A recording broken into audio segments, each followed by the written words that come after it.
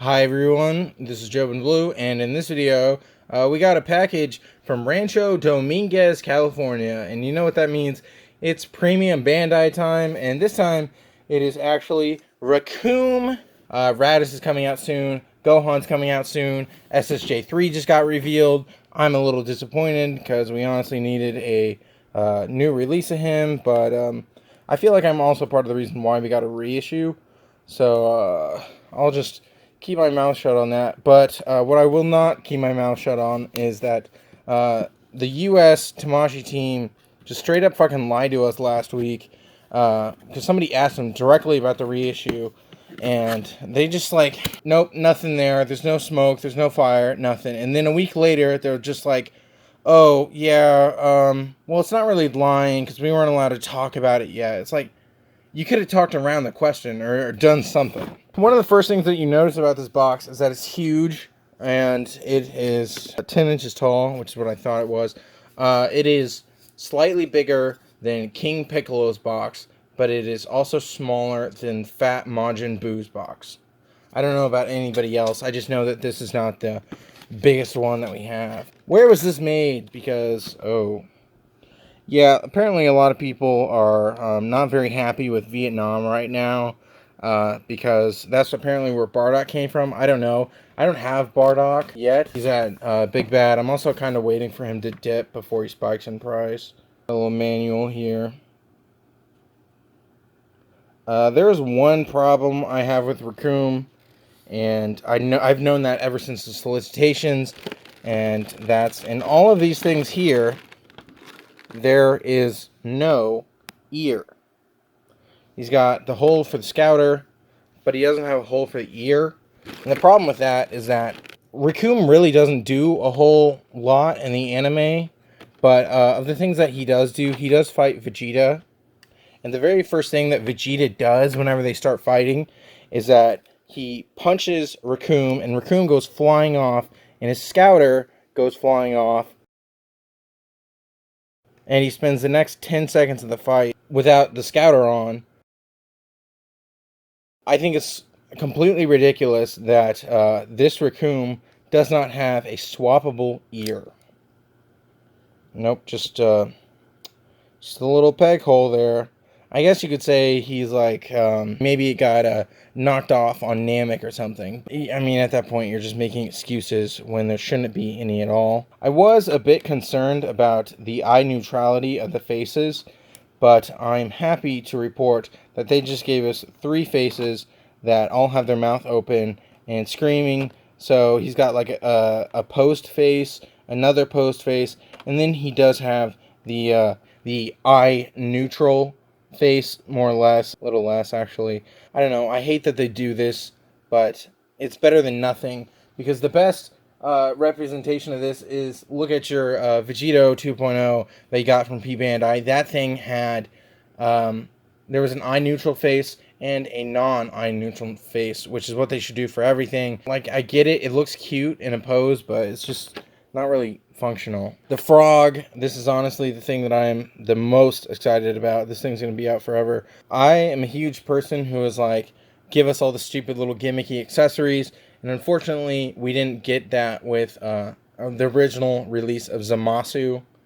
Zamasu did not unfortunately come with the Kitten Mitten, so now you have to buy it for like $40 on the aftermarket, and who wants to do that? I'm happy that they included the Ginyu frog. I actually do have 2 Ginyus. I picked a second one up on GameStop for like stupid cheap, but I will most likely just not decide to keep both. But there is that little derp face for the frog, so that's kind of cool. I'm happy that that was included. It comes with the 3-star Dragon Ball, and I love the way that these things show up on camera. I can't really tell what the mold line is, but I think it's gonna have to be. But anyways, we have a Dragon Ball, and they always look cool. RIP to all of the Namekian Dragon Ball sets that will never get completed because people did not buy the rest of the Ginyu Force on P Bandai. So here's the actual figure itself. And I do have shock oil on standby, and so it's good to keep that around. in case you do run into tight joints. And it's not just SHF I run into that problem with. So I just want to be very gentle here. Just break everything in. Yeah, a lot of people don't actually realize that about these joints. They think that, oh, there's only the one bend. But no, there's actually two bends in the elbow.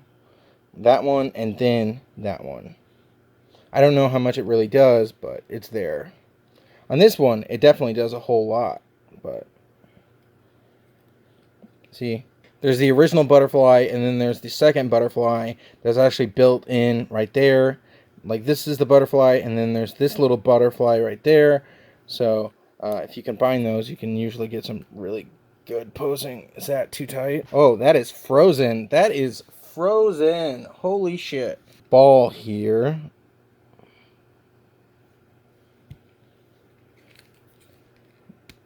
There we go. It's unlocked now.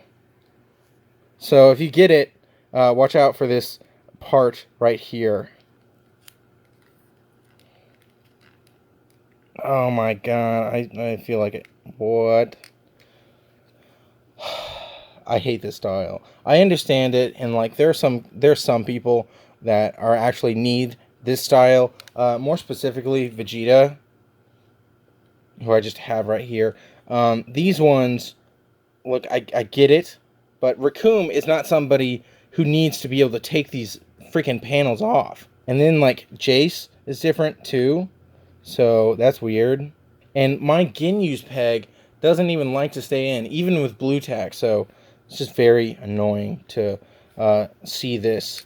Like I get it, like you can have a more clean look, but the only characters that really need clean looks are ones who are actually have clean looks. Like, what's the point of putting that in the shoulder? Because either way, there's still this huge, stupid gap right there. Oh, they actually did a really good neck on this one, I think.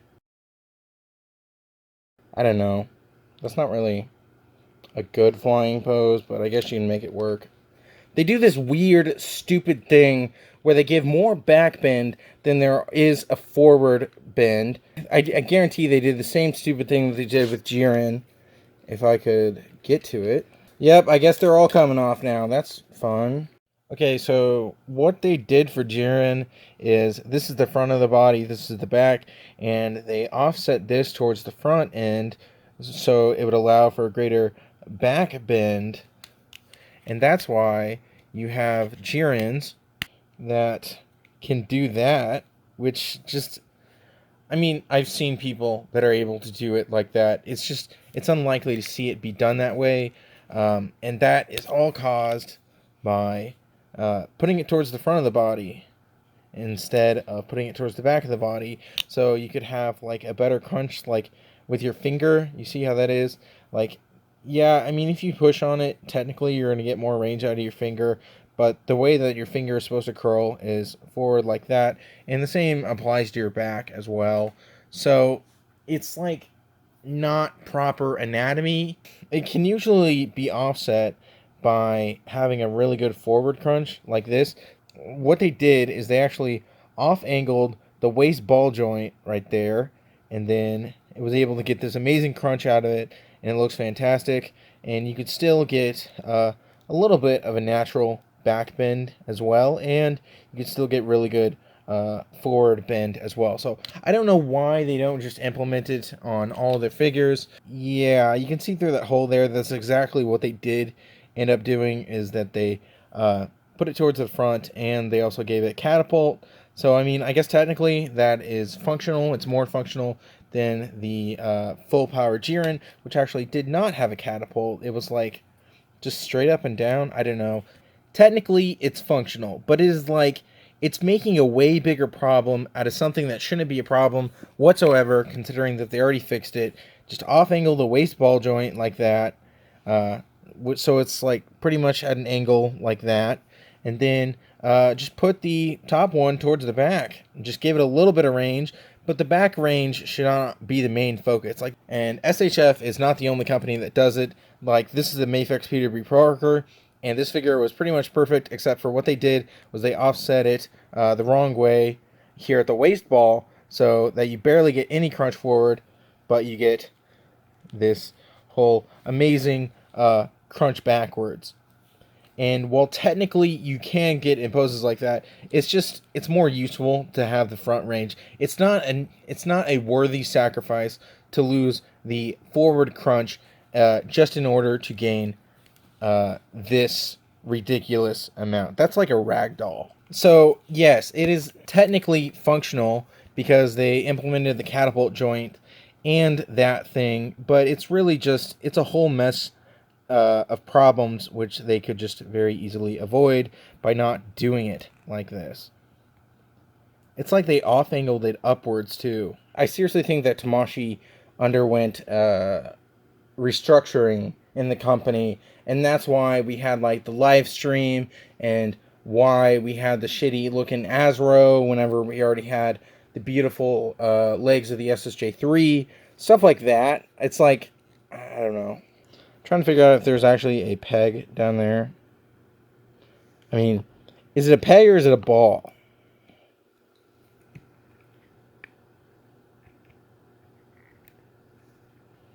It's an extremely tight ball. So what I'm going to do is go ahead and use some shock oil on the neck at the top. Yeah, somebody was saying that I was stupid for recommending dish soap because apparently dish soap makes parts brittle or something. I don't know that it actually does. It actually just depends on if there's a certain chemical or not in the actual dish soap. But I don't want to risk it anymore, so I just went out and bought actual shock oil. It was only like $8. So if I was going to recommend using shock oil, that's the spot where I would do it. I'm almost wondering if the hair isn't slotted in properly or something. I'll have to check the holes on the hair and the holes on the head. I really don't want to drill this out, but I would if it served a proper function. Are the rest of the heads like that too? This is the only other head I'll probably ever use. It reminds me of that Simpsons character. Yeah, the females on this are too tight as well, so I don't know what's going on with the head. If you wanted bald Recoome, I guess technically you could kind of make it look like that, although there isn't a top to the head. Oh, that's really good. I actually really like that. This is what you can get out of a double ball peg in the neck, so that's nice. Scouters are nice, as always, I think. Do you see a difference? I think I'm going to have to blue tack this head in, because it just... I mean, I guess just because it's the head, it's not going to really have a ton of problems, but you could. It just doesn't like to stay in very well. There's no lock to it. Vegeta, now it's our turn. I mean, he's better than most of them. I'll give it that much. Yeah, you'd still get some half-decent poses out of this. What the hell? It's not even a double ball peg. It's just a ball on a stick. That's a little tight, I'm not gonna lie. Oh, that almost works too.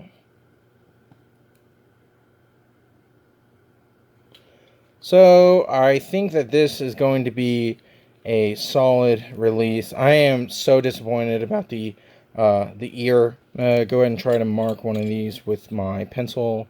Is this not marked? Why is it not marked? They're almost always marked. Right, left. But this one just doesn't have a mark. That's weird. This is 0.7 millimeter. I always do 0.5 millimeter, but I cannot find any 0.5 millimeter as of lately. At least it's not yellow, because this is pencil and this is half pencil, half Gunpla. The back is pretty much Gunpla. It looks like shit. I don't think there's much more to say. It'll be a good figure. This has been Joe and Blue. Thank you all so much for watching, and I will see you in the next video. Goodbye.